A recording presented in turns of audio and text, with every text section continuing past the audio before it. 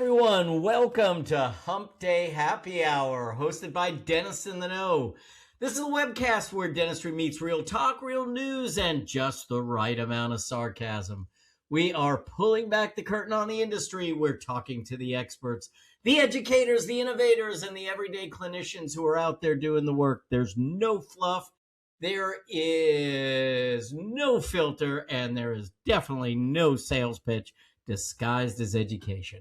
If it's happening in dentistry, from clinical insights to regulatory curveballs, or maybe it's the latest scandal at the ADA, we're probably already talking about it. And yes, we are bringing the goods.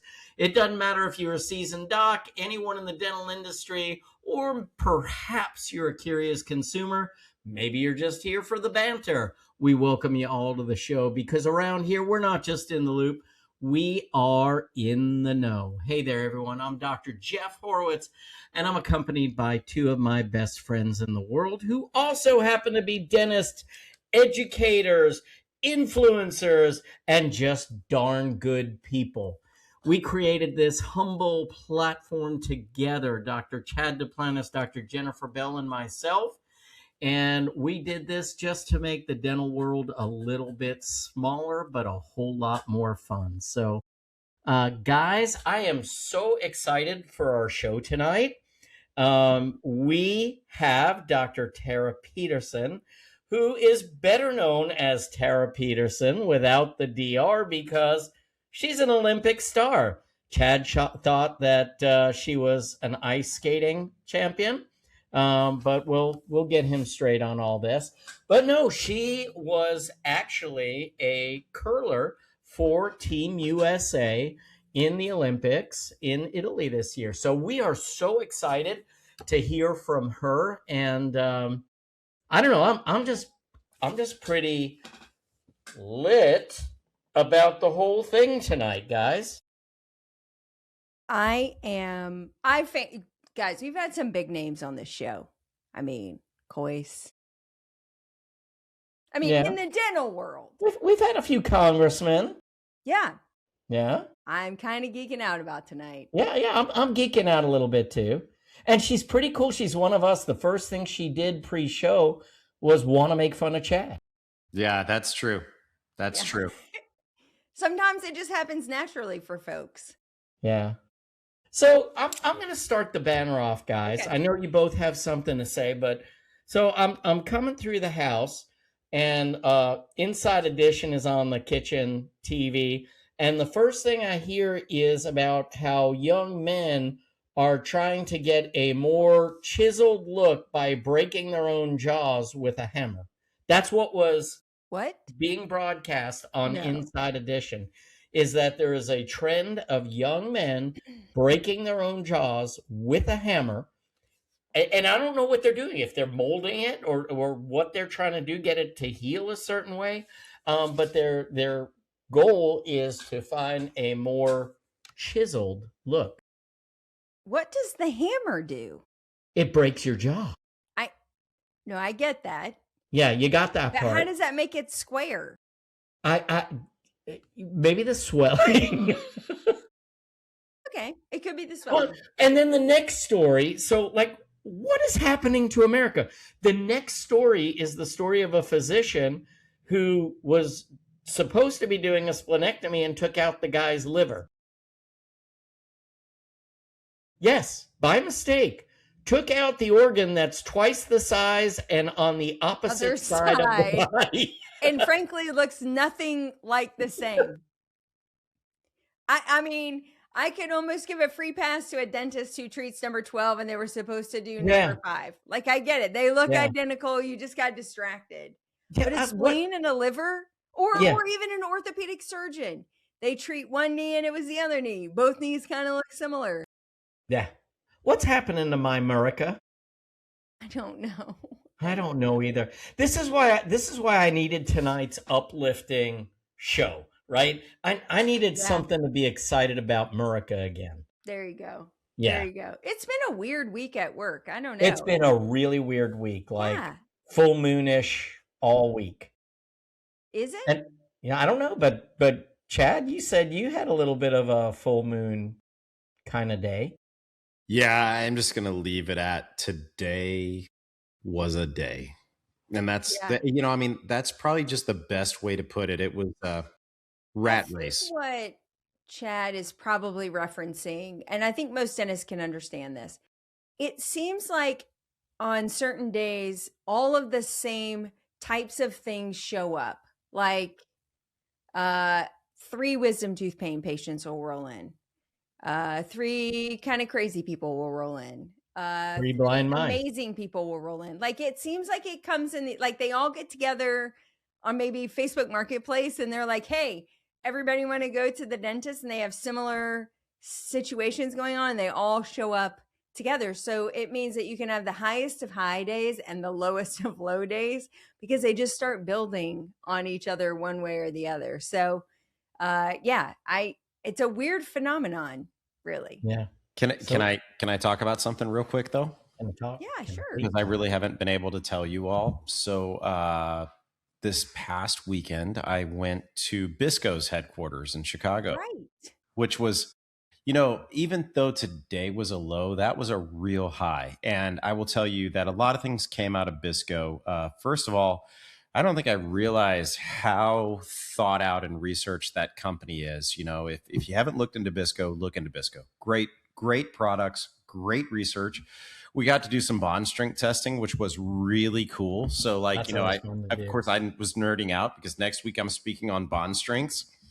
And AKA plug for our webinar. Yeah. And so you want to know how it's all done. So we got to use this hundreds of thousands of dollars machine. We did the bonding the day before. We soaked it in water. We simulated the oral environment. And the next day we busted it off, And so, people talk about a good bond strength. What's a good bond strength? I'm just going to ask. JB, good bond strength. Enamel or dent? Of a composite to a tooth via bonding agent. But I mean, enamel or dent? Actual number? Yeah, if somebody says, what's a good shear bond strength? 30 megapascals. 30 megapascals. Okay, that's let's just say that's kind of industry standard, right? So we're going to talk a lot about this on Tuesday. How about the old man still retaining coming in with the stuff? scientific knowledge? Yeah. Well, no, let's just throw it out there. So 30 megapascals, and everybody, how strong is strong enough? Nobody knows. I mean, we're going to talk about stuff that's less than that, stuff that's more than that. So anyways, we did this bond strength, and they basically said, hey, everything that you do in here is going to go into our books, and it's going to be, averaged and whatever. And so, you should get somewhere between 20 and 40. You guys have never done this before. This wasn't a controlled environment. Boom. First one out of the chute, 38. Second one, 31. Of course, here comes Chad. I'm stoked. I'm going to win this. I got this. 29. Still good. But it was so much fun to see how we're finding these numbers in research and how it's actually done. And Dr. Nunez runs Bisco's kind of teaching and stuff. We are getting him on the show. This guy is a brilliant mind. But on a sadder note, the founder of Bisco, Dr. Suh, came over to the United States many, many years ago with $50 in his pocket. He was 90 years old. His picture's all over the place. They gave us a book on principles of adhesion.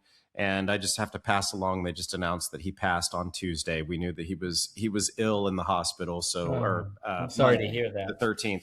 He's done a lot for the world. He's a legend in dentistry. Yeah. So but really, it was a fascinating, nerdy experience. We sat through 2 days of lectures with a little bit of hands-on, and nobody got bored once. It was really just I love stuff fantastic experience. Yeah.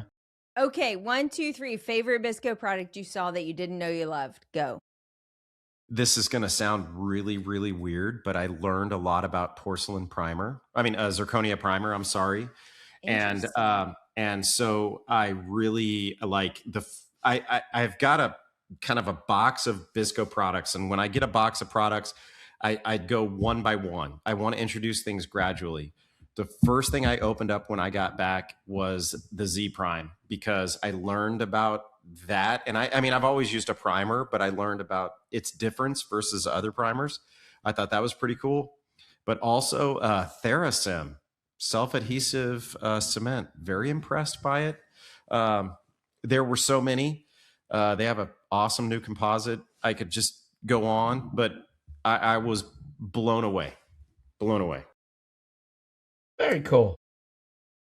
Should we do some news? I think it's time for some news. Sorry, I hijacked that section. I was excited. No, we love it. That's great stuff. And it's the smartest thing you've said on this show. Oh, gosh, dang it. Why do y'all do that to me?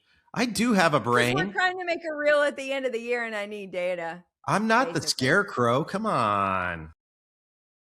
Jeez. All right, let's do some news because I'm tired of looking at the two of you. I'm ready to get Tara on. Hey, by the way, do you guys notice we're red, blue, and white? That is really cool. No, the way I see it, red, white, and blue. See? We are so on point. We are on point. Why didn't you just let people think that we choreographed this? We did. Yeah. Okay. Minimize us, Austin. Take us away. For the love. Okay, guys. Only two big stories tonight, but we'll dig right in. The first is I like to talk codes, and we have had our annual code maintenance committee that was conducted in the ADA in March, and they've released all the updates for 2027, which means they will be updated in the CDT code book coming up late Q4, and you can get those changes. They go into effect in 2027. The biggest one that kind of jumped out at me as a restorative dentist was now there's a code for removal of a screw retained indirect restoration on an implant, placement of a healing cap, and then repairing or removing fixed splint. So I thought that was kind of great. I love that we now have a code to go after old implants that have been sitting on implant heads for a while, especially ones that we didn't put together, so that we can service it or do whatever we need to do. That was sort of a gap in the coding market for a while. So I'm glad that there is a code for that. And also placing healing caps, as there are occasions in which a patient will walk in need of that service, or we need to take something off, service it, and we need to put caps on top so that we can hold that tissue back. Again, kind of a gap in the coding space.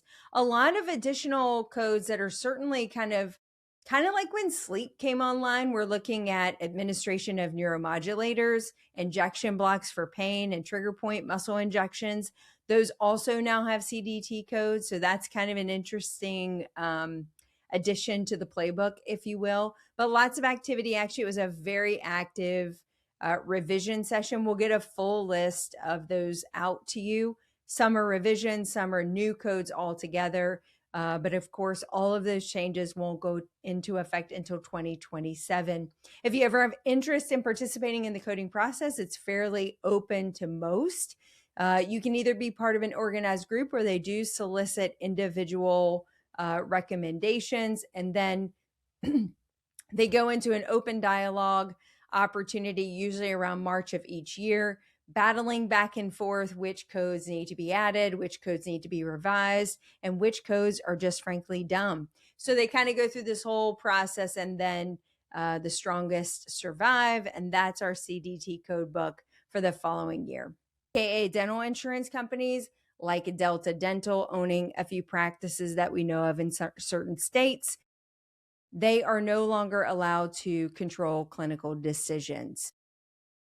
Additionally, it also addressed that the new requirement for the board to affiliate with all testing organizations that administer licensure examinations, instead of only affiliating with the American Association of Dental Boards, which is quite interesting because the American Dental Association just announced a coalition between its board of exam and the ADA exam. So we're looking like we're getting really close to some type of national licensure.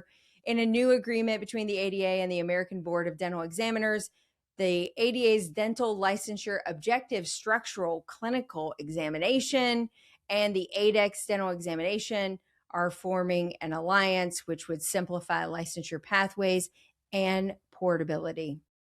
And with that, that's the news.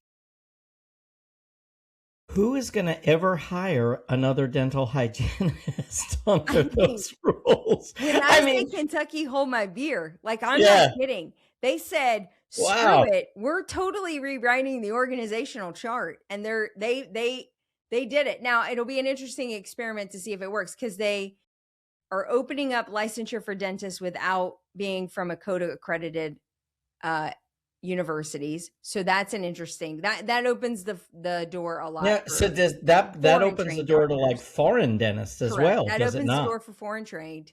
Yeah. And then you've got they kind of move the needle on the dental hygienist to move them almost into an EFTA or a dental therapist role by being able to take final impressions.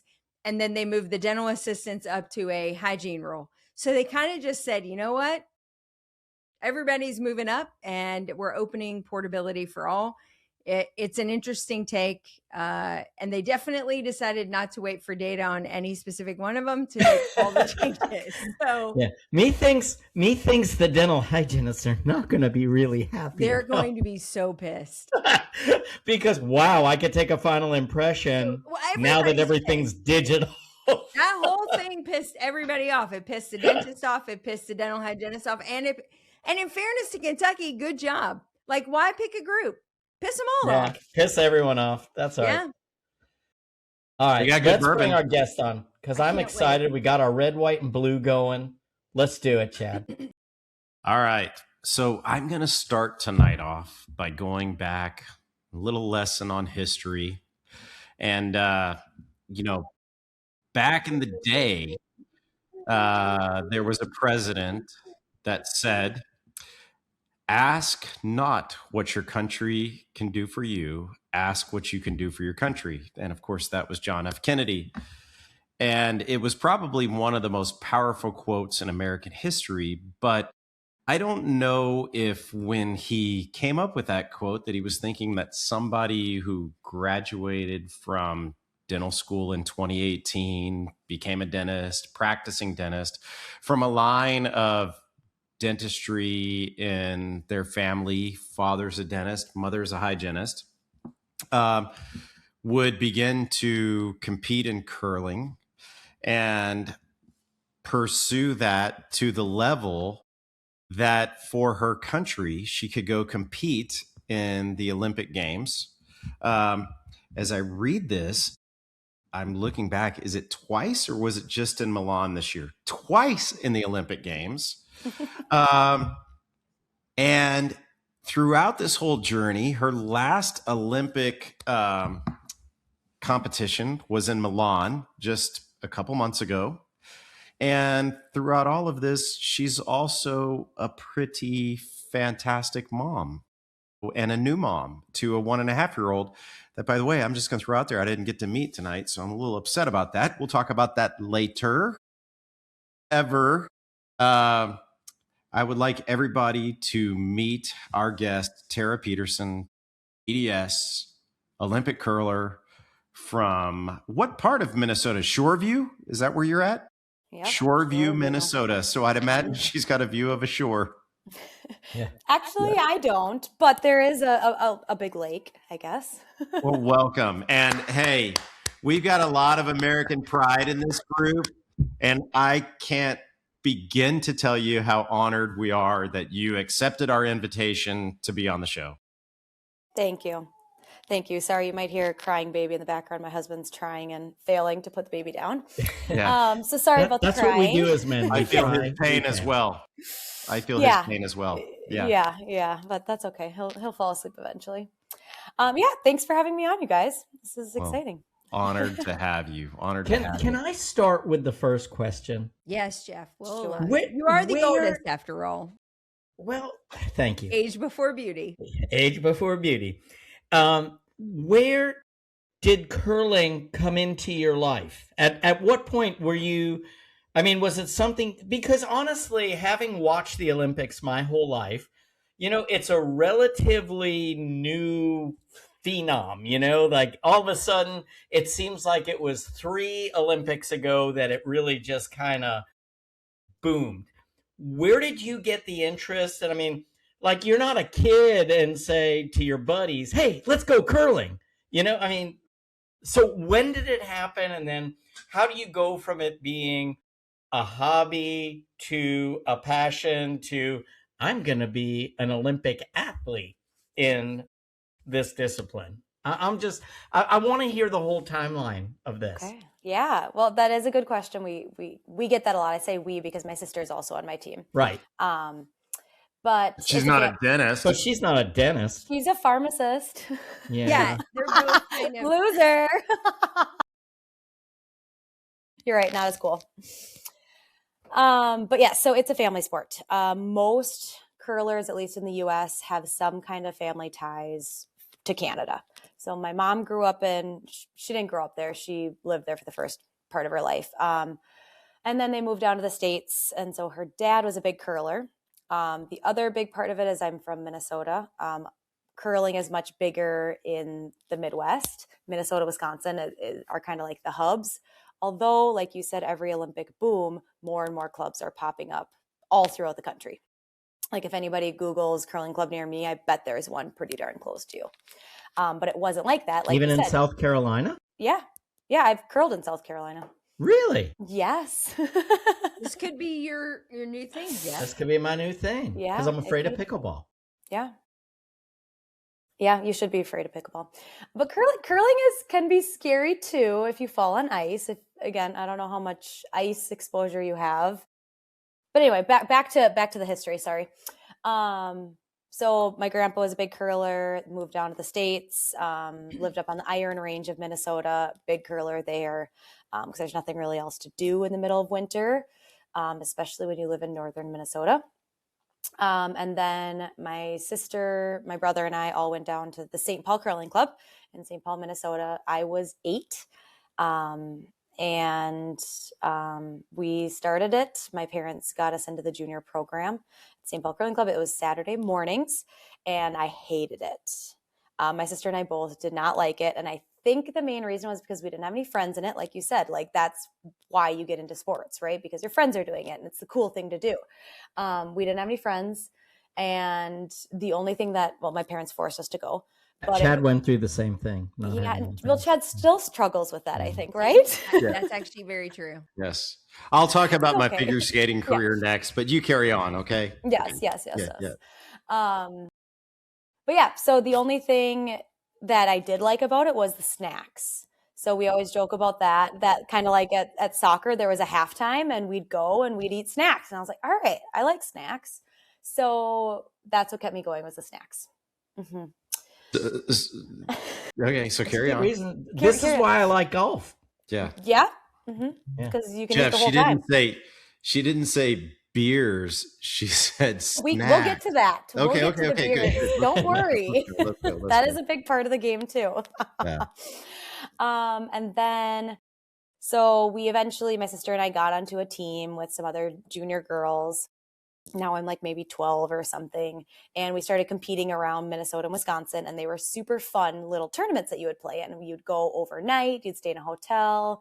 And like, that's what kept us going was they were actually really fun. You like the girls that you're playing with, you meet friends. And then fast forward a bit, my first junior nationals, or the first junior nationals that I won, we went to Junior Worlds, and that was in 2009. And so it was a test event for the Vancouver Olympics for 2010. So we were literally in the Olympic stadium that they were going to be in. They treated us like Olympians because it was literally the test event for the volunteers, get all the logistics and everything. We had our own driver because in Vancouver, like where the rink was very far away from the village. So we had all that. And just being in that Olympic village, or I wasn't in the Olympic village. I don't know where I stayed. But being in the Olympic stadium and seeing the Olympic rings and being treated like Olympian, that's when I was kind of like, okay, I feel like I could make something happen here if I just stick with this game. So that was kind of my first aha moment. And then again, fast forward, won a few tournaments, blah, blah, blah, and saw myself in the Olympics. Easy as that. So easy, as that. So easy, guys. Okay. So is easy. Is your husband a dentist? No, electrical engineer. Is he a curler? Only because my mother forced him to be.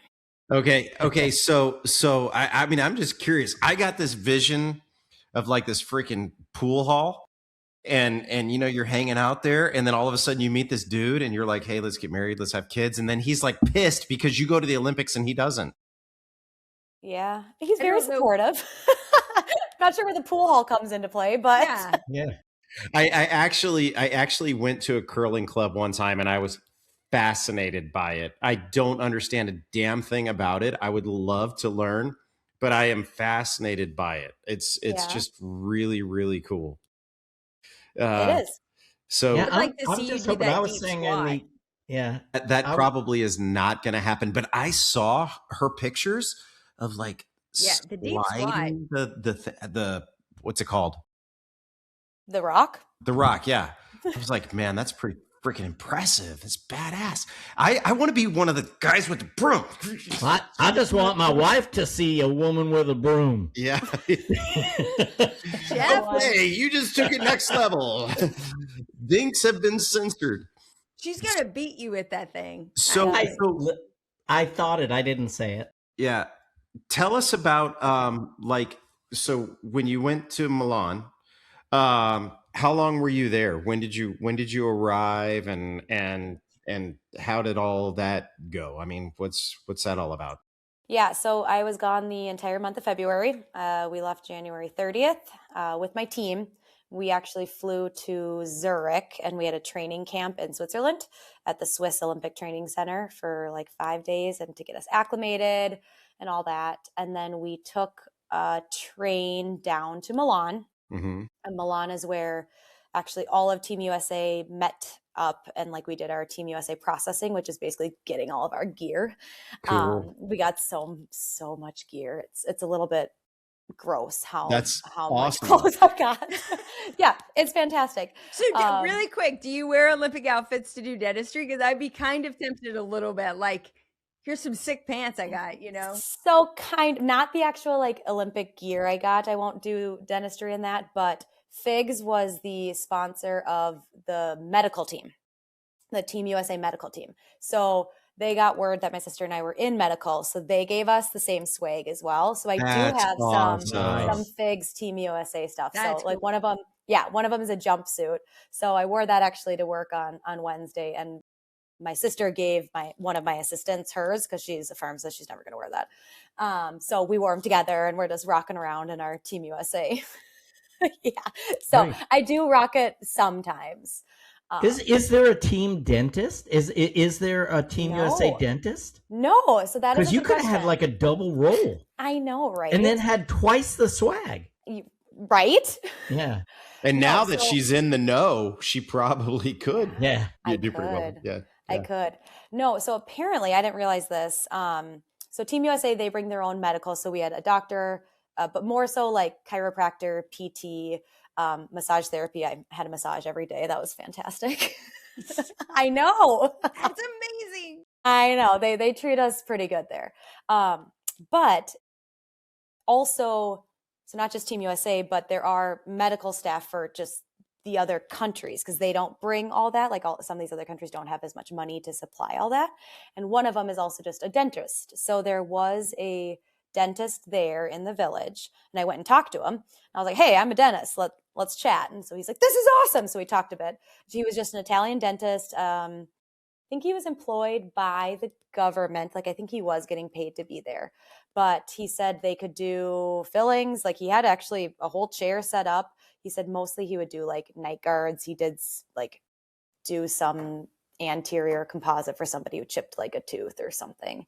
And then he said he did pull a tooth, I think, but it was a coach who had an abscess or something. So it's mostly like the foreign countries. But one of the things that I did learn is a lot of Olympians, and maybe it's more, I didn't hear that much, but like, again, from the countries that maybe can't afford dental care, like that's where they get their dentistry done. Wow. Okay. Wow, that is yeah. crazy. Like That's it's awesome. actually the most sought after of all the medicals for everybody else in the Olympic Village. Like the dentists, like they're busy. And I was like, oh, interesting. I know. Because when I was there, he wasn't busy. So I don't know. Now, you're like, really? Are you did your husband and son go with you? Yes, Awesome. they did. They came. yeah, back to that. We were in Switzerland for a while, went down to Milan, and then actually the curling was in Cortina. So Cortina is a little mountain town. It's 6 hours away from Milan. Jeez. So we took a bus to Cortina, and it is like a windy road to get up there because it's literally in the mountains. And it was the most gorgeous town I've ever been in. Like mountains everywhere, picturesque. It looked like it. It looks fake. Yeah. That's what I thought when I was looking at it. I'm like, this isn't real. Yeah, I didn't know it was 6 hours away. What are you doing to me? Yeah. Are you faking me out? Yes, it literally looked fake. It was so pretty. So that was one of my favorite things is waking up every day and looking out the window. And I'm like, that is unreal. People live here. Like, that's cool. Also, I come from Minnesota where we have nothing to look at. So big difference for me. Very cool. Yeah. What is the history of curling in because really, again, this is not something any of us were really privy to, before 2 Olympics ago. And now everybody loves it, right? Everybody loves it, yeah. But where did it start? And I mean, is it a true Canadian sport? I mean, how long has it been around? And when did it really started garnering all this attention? Yeah, so it was actually started in Scotland on frozen ponds. Did you know that, JB? 1800s. So another fun fact. So the granite that the rocks are made out of, it's a special granite that you can only get in one spot. And it's an island off the coast of Scotland. It's called Ailsa Craig. And actually that island it's like running out. So now what we're doing for the rocks is just the outer layer is made out of that special granite. And the inner, they're stuffing it with something else. But the reason it needs to be that granite is because when they hit, they won't break. So other granites will break upon impact because they hit so hard. What if we make it out of composite? All right. How much is one of these rocks? I've donated them before. So back to, you said Canada and everything. Canada has been like the big hub for the last, I'd say 50 years or so. But actually slowly it's maybe becoming less popular because it's more the growing generation or the boomers or whatnot that are doing it. So some curling clubs around Canada are actually closing down. So they're selling rocks. So that's how you can obtain them. But when I've donated them to silent auctions and whatnot, they go for somewhere between like $500 and $1,000. Wow. For one. And we need to play a game, you need 16. Wow. And they're heavy, I guess. Yeah, 42 pounds. Now, really? Is this like a Pro V1 of curling? No, we do not travel with our rocks. So like every club has the rocks. So you go on the certain sheet or the lane and you're stuck with those rocks. So that's one of the So can they rig the rocks? No. Because I would imagine somebody has to inspect them to make sure that they're weighted properly, because wouldn't that change the whole dynamic of everything? Yeah, so that's the whole thing is like, yes, they are standardized, but every rock has its own kind of uniqueness that's part of it in the Olympics per se. Like we are, like they're all labeled 1 through 8 and you throw that one, but this one might be slower than this one. This one might curl more than the other. And so that's part of the strategy is you have to figure out the behavior of each of those. Yeah. Like you might get halfway through a game and I've missed every shot. And I'm like, okay, I'm not that bad. This rock sucks. Yeah. So then you kind of, that's literally what we say. We're like, you got to remember. That's like, what I say about all my golf I'm not clubs. that bad. Yeah. That's what Chad says about his dentistry. Yeah. Well, poor Chad. I know. Let's get to the nitty gritty of this, because I got to ask, were you there during the alleged cheating incident? Yeah. You Okay, want to go. I You don't want to get talk about anything that we can't, but was that verbiage that we saw, was that AI generated, or were there really some F-bombs being thrown at each other on the Olympic? F-bombs. That was the worst part. So it was during the men's, so no. Love that shit. I thought there was going to be a fight. I thought it was going to be like WWE. That's what we love about hockey. Come on, Canada. We want fighting in all your sports. Curling and hockey become like a new sport. Yeah. So tell us about that. What were your thoughts on that? Yeah. So whatever you can. I don't want to get you in trouble. Yeah, okay. No, it's fine.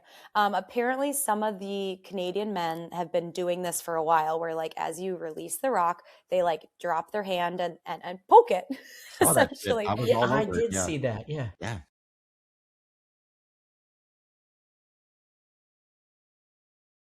sorry, I'm not sure what he's yelling at me about. Baby's not happy. I'll bring him in. It's good. If you got to take a break, take a break. We're good. I want to hear if anybody punching by in the throat. Yeah, put your husband on. Put the husband and baby on. It'll be a whole family affair. What's his name? Do they have pinch curlers? Like what happens? Like you blow an ACL while you're doing that? Yeah, so we do bring an alternate with us. Okay. Yeah. All right. Back to the cheating scandal. Yes. So back to the cheating scandal. Wait. Are you good with your family? Because we don't want to take away from that. Okay. Let me just go check on them. You guys Talk talk amongst real quick yourselves. about what you Up or think down. happened. Yeah. in You the do. cheating You do. scandal. You do your thing. Let me go Okay. find out what's wrong with You do it. your thing. So, hey, did you all see this video of the Yeah, I cheating scandal? did. Yeah. I did. I mean, dude, there were F-bombs being thrown. And I was actually looking it up because, I mean, obviously I gotta have the pretext to it. But so I'll read this while we're waiting on her. A major cheating scandal emerged at the 2026 Winter Olympics involving accusations that the Canadian curlers, including Mark Kennedy, double touched stones, violating rules by touching the granite after releasing the handle.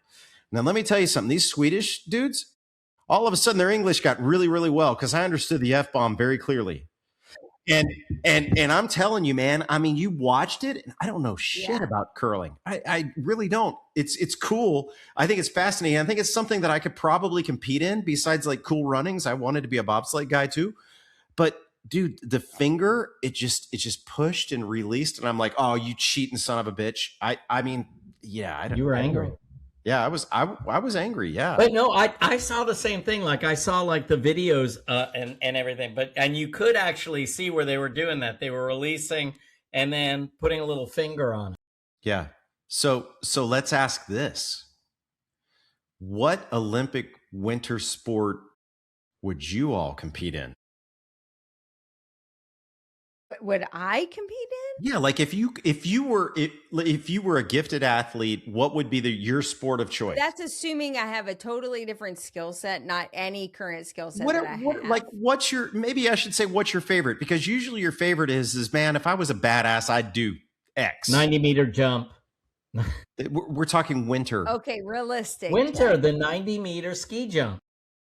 Oh, we thought you meant like a long jump or something, like a little legs. Right on. Yeah, I'm good with that. Yeah. Okay. It was like when all right, Belushi's gonna do it. He's gonna accept it. win the decathlon. And then it's like bloop. Yeah. What do? It shows him smoking a cigarette, going, "I ate these little chocolate donuts." Yeah. All right. If it were so in the winter, actually, because curling, I would probably pursue, or speed skating, because I used to skate a lot as a kid, but they were on roller skates. So I'd have to make a whole transition to blades, but I could see myself doing that. In the Summer Olympics, gosh, what would it be? So many cardio events, and I'm very poor at cardio. So I don't think I'm going to be very good in the Summer Olympics. All right. Well, while she's getting hooked on, what is the event you would least want to be in? Because I know what mine would be. Like the 4,000 meter of anything, like the cross-country skiing, the 4,000 running, whatever it is. Cross-country skiing looks like so much goddamn work. Excuse my French. I didn't even get to answer. I'm gonna bobsled because I want to see my fat jiggle. You know, that's what I want to Guys do. in those suits are hot. Yeah. And very hot. It's a lot to take in. But there's a lot of shit that I wouldn't. Some of us fill it out better than others. Yeah. Kara, while you were gone, we were asking each other what Olympic sport we would compete in if we had an actual skill. And Jeff said the 90-meter jump or whatever. Ski jump. I said the 90-meter jump at first, and they thought I meant. Jeff might be pushing 5'10" on a good day. And so I was like, wait, you think you can do a long jump? And he's like, skiing. And I was like, oh. Yeah. And really, JB just donated 3 inches to me. By saying 5'10" on a good day. Yeah. All right. I'm the Spud Webb of dentistry. So is everything good at home? Are you okay? He's just not feeling well, and he puked all over my husband. It's fine. Oh, I'm sorry. This is so classic. That's so awesome classic. stuff. I know. Hey, It's just fine. So he's like, I've got to put him in the bath. Can you just clean something up really quick? I'm like, sure. you're fine. we're If good. you need to step away, please do. It's fine. So let's go back to the cheating thing. Yeah, back to the cheating thing. Lay it all out there. So apparently some of the guys have been like doing that for a while, where like they drop their hand down and just like boop the rock for whatever reason. Like, I don't think it actually changes the direction, doesn't really do much. It's more like habit, I think. But I didn't even know it was something that people have been doing. So I was unaware of it. But the Swedish team, that they were playing them, and they put somebody in the stands to like take a video of it to, you know, bring it forth during the Olympics. Yeah, that shit went viral. But the reason it went viral is because of the way Mark Kennedy acted after Oscar said something to him. Like the fact that, like you said, he dropped F-bombs. You accusing me of cheating, and Oscar's like, no, I'm just telling you, don't do that. It's illegal. Because it is in the rule book. You can't touch the stone after the hog line. Like, and you can't touch that part of the stone ever, like, is what it's saying. So it's in the rule book that you can't do it, but just the way they reacted was what was so bad. Was that a really good dinner conversation that night? Sure. Well, it's funny because then like the next day, like I said, that was during the men's draw. They're opposite of us. So the next draw we were playing, I got so many questions like in the media zone afterwards. And I was like, I don't know. I don't do it. Doesn't affect me. It's on the men's side. Next question. They're like, come on, give us more. I'm like, I don't have any drama for you. I'm sorry. Yeah. Hey, I got a question for you talking about the media zone, because I feel like, and I don't want this to go into politics at all whatsoever, because that's not what this is about. But I found that they were kind of baiting people on political questions a lot. They just in do. the media room. Yeah. And I just like, how unfair. Like, you have one thing on your mind and you're there to represent your country and to kind of see unity in your country. Yeah. And then I just felt like there was a lot of baiting going on it. And it's so unfair to do to a young athlete who may not be media trained, you know, and I don't know. It kind of angered me a little bit. So I'm just curious what your thoughts are on that. Yeah, like we were all prepared for what they could ask you, and like for did they give you good media training? Like, yes, I've been through some, but also just kind of experience. Now you just basically they ask you a question, you talk about what you want to, and move on. Like you just talk about what you want to, like you turn it into sports, the kind of thing. But I actually didn't get asked any political questions, which thankfully, because I don't want to answer that. But we kind of had like this is what we would say if you get asked that. But yeah, for us, it didn't really come up. Cool. So I have to ask, you were there for a long time, and curling, different from a lot of the other sports, you're playing every day, every other day. It's a like super long journey. And then your co-ed mate who played Corey played first, and then like she's mentally trying to stay. How do you manage being mentally engaged for super long periods of time and these long tournaments? And then decompression with your husband and your son, like traveling around and doing some of that. Was that helpful? Was it hard to kind of bounce between the two and sort of balancing all that? Yeah. For girl Corey, it was a very, very long time. So like I said, I was gone for an entire month, but you know, my husband came maybe 2 weeks after I had already left. So got to see him, and they stayed like right in Cortina. So we just took the bus down to the Olympic Village, and I could walk to his Airbnb and see him and the baby. So that was easy. You're right. It's very long, but it's not the only time that we compete for that long of time.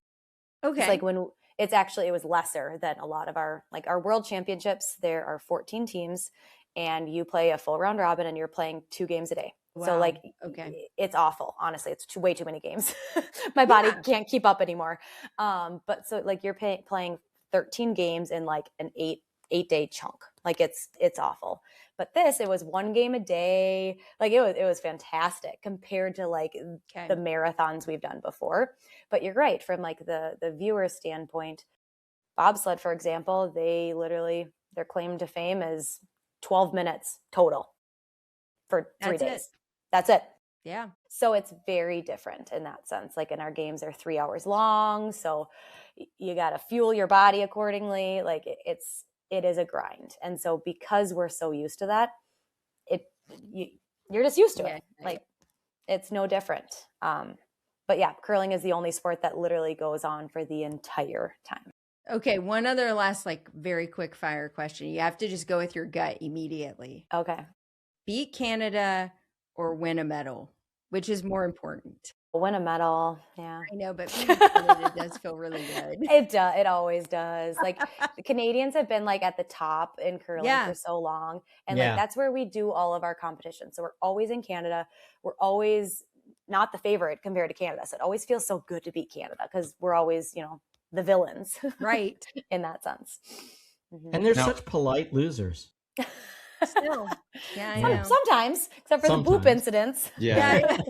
Do you practice dentistry full time? 3 days a week. 3 days a week. Okay. And is your dad still practicing? No. He retired. I've been practicing for 8 years. He retired maybe like 10 years ago now. So do you have your own practice? Do you work for somebody? What's your... Mm-hmm. Yeah, I work in a private practice. There's 4 docs.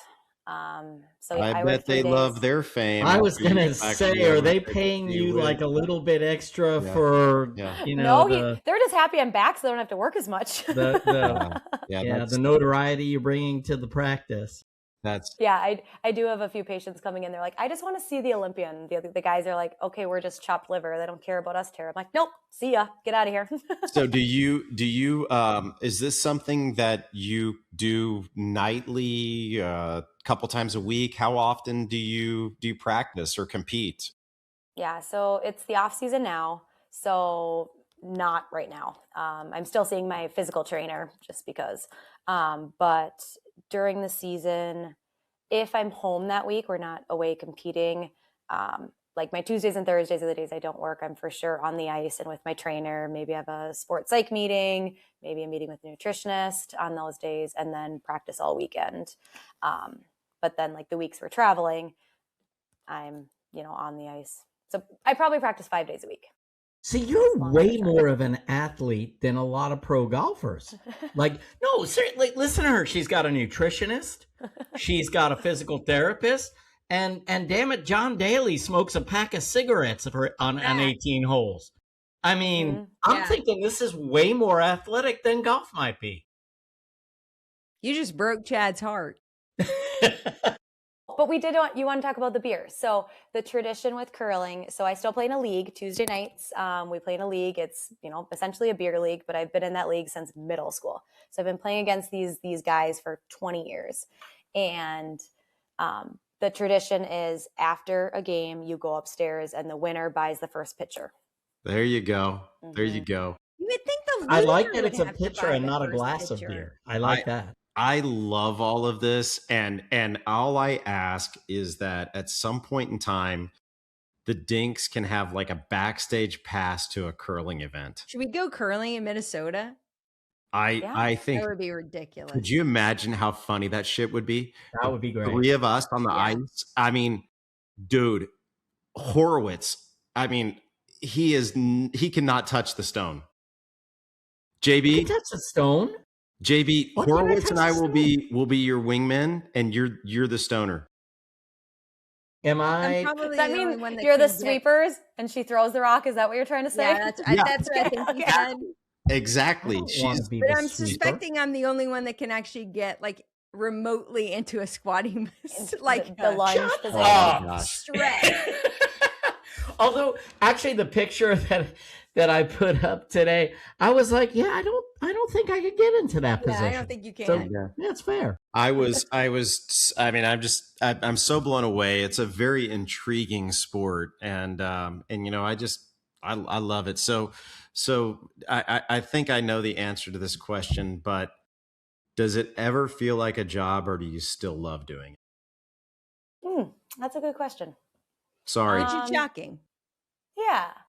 No, it depends. So like the year, I guess the season, like a year when I was pregnant, had the baby. My sister also had a baby, was pregnant, that kind of thing. So like that She's season just a was pharmacist, though. I mean, so easy. Yeah, like whatever. They're a dime a dozen. yeah. But like that season was really difficult because maternity leave, someone's out, new person's in. Like we just had such a bad season. And then like we didn't do well at Worlds, so therefore we didn't get our Olympic spot. So it meant we had to go to another tournament, which we did. We eventually got our spot. Obviously, we're at the Olympics, but like it was just so essentially bad curling. We're not getting the results. So like that season, it's like, yeah, why am I doing this? Like this sucks.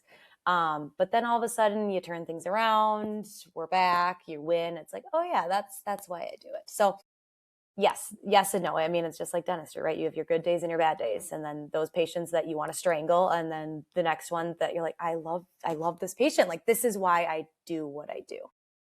The team that you play with, obviously you and your sister have been playing together for a long time, but all the other individuals on that team, is that the best of the best and they put you all together to create a team, or do you all play together pretty routinely and so you know each other's nuances and you're sort of not having to figure any of that stuff out when you compete on such a high level? Yeah, we kind of self-form teams.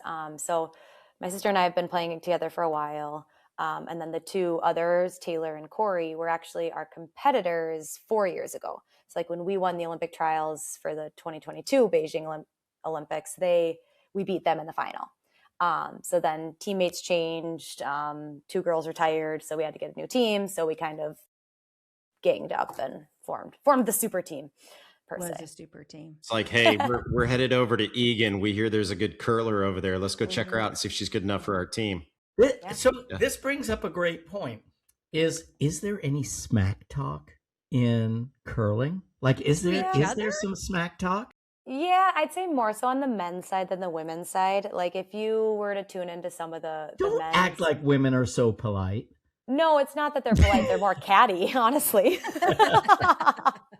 Like we don't really like this team, so we're not even going to interact with them. Whereas the men, like they'll joke around and they will smack talk. Now, even at the Olympic level, because I know that's got to happen at the local level, but I'm wondering about at the Olympic level. Yeah, I'm talking at the Olympics. Like if you would have maybe watched some of Danny Casper, the men's team, he is like notorious for just like talking shit to the guys and to the opponents, but like in a good-hearted way. Whereas you don't really see, I think, the women doing. But is he trying to? Is it like trying to get inside their head kind of thing? Possibly. Yeah. Yeah. And it also it makes him feel more comfortable to do that, to like be maybe this person who won the last world championships. This person's really good. So just humanizing them almost. Right. Nothing was more entertaining than watching people in foreign languages yell at the stone and yell at their team. And you don't know what they're saying, but they repeat it over and over. And it's usually kind of an odd phrase or sound or whatever. And you're like, what in the world are they yelling? Yep. But then every once in a while, like China's yelling, they yell sweep. You're like, well, I know that word. Yeah. Why are you using that word? Well, why don't you just speak English then? Who was the quote unquote stiffest team that you all competed against? The Canadians. They're always, yeah. I would have thought it might have been like a very well disciplined team, like from China or somewhere else that just was very business oriented and there was no interaction whatsoever. Well, I think the Canadians have something they have to defend all the time because typically Canadians are pretty witty people for the most part. Not in curling, apparently. But they do. They have something to defend. So it makes sense. It's like hockey. They've already lost that. Yeah. Yeah. Well, it didn't go well for them, actually. Yeah. All right. So what's for the future? Will we see you again in 4 years? You think? No, I haven't made that decision yet. I don't need to. I'm just literally, the Olympics was 2 months ago. I'm just coming off that high and seeing what I want to do. Plus, what a cool place. Like, what a great place to go for the Olympic Games. Like, I don't know that there's any better spot than where you were. Where is it next time? The next one is the French Alps. So very similar. Okay. All right. So it's like, that won't suck. All right, that will not suck. Exactly. But I am such a fan of Italy that like I love everything Italy. Like every city I've ever been to, I've just enjoyed. Probably the least of those, Rome, even though there's so much great history, but it's just all these towns. Just it's just such a welcoming and beautiful place. So I know you enjoyed it.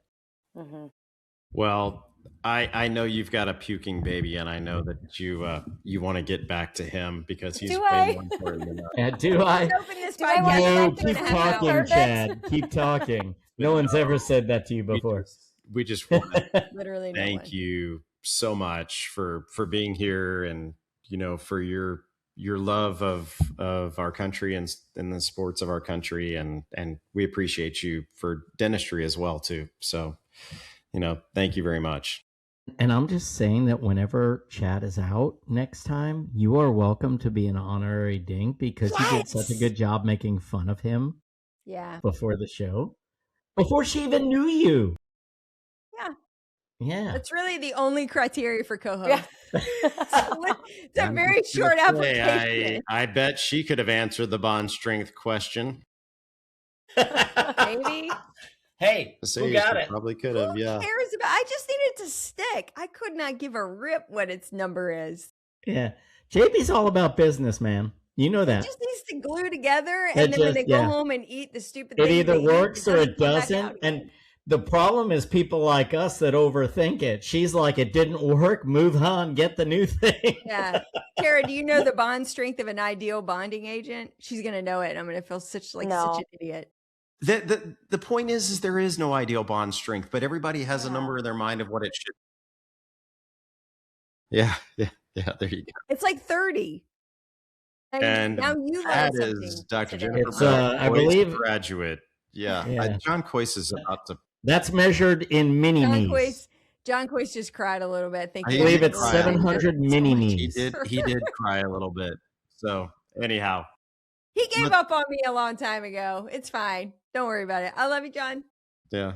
Let's let Tara get back to her baby. So okay. Yeah. Thank you for being on. Thank you so much. Thank you for having me. We loved having you. And what a personable human being you are too. So I mean, it's just always fun to have another cool dentist on the show. So yeah, you met all 10 of them. You were a lot of fun and there are no more cool dentists. You were a lot of fun and a really, really good sport, and we really thank you. Thank you for having me.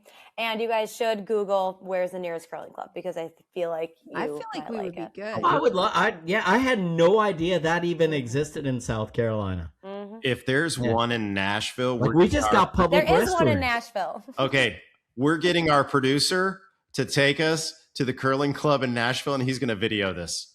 Perfect.